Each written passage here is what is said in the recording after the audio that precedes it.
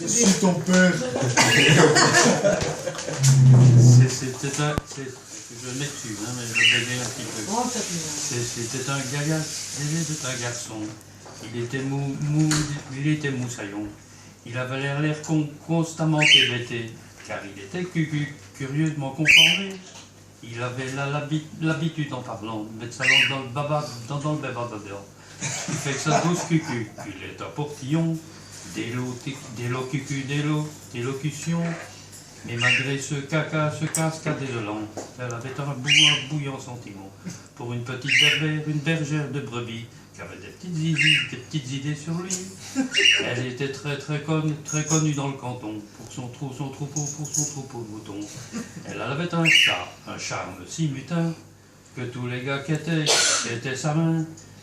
Caressant l'arrêt de ses cheveux frisés, il lui dit je t'épouse, je serai pas toujours moussaillon, je m'occuperai de ton troupeau de moutons. Laisse-moi t'enfiler, un joli ananas doré. Après si mon vibrant attachement, et donne-moi ton consentement. Il lui fit miroiter l'avenir, tout comme une partie de festin et de plaisir. Comme elle sortait son dernier argument, il se laissa bébé décoter gentiment. Ici le curieux ne saura jamais ce qui fit le vivis du sujet.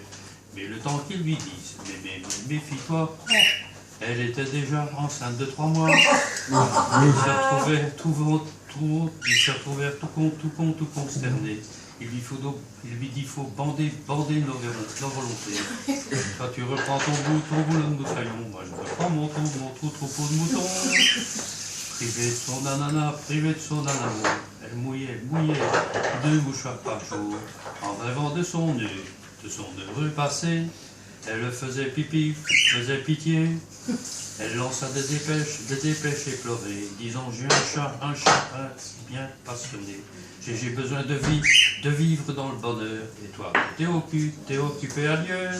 Toi, tu reprends ton boulot de moussaillon et me laisses avec mon troupeau. Tu ne devais plus être mousse. Et finalement, c'était en mer tout le temps. Il revint très soupçonneux bêtement. Ils ont monté certainement. Tu devais garder ton troupeau loin du pays, mais t'as sûrement désobéi. Elle lui dit je veux que tu me respectes et que tu me suspectes.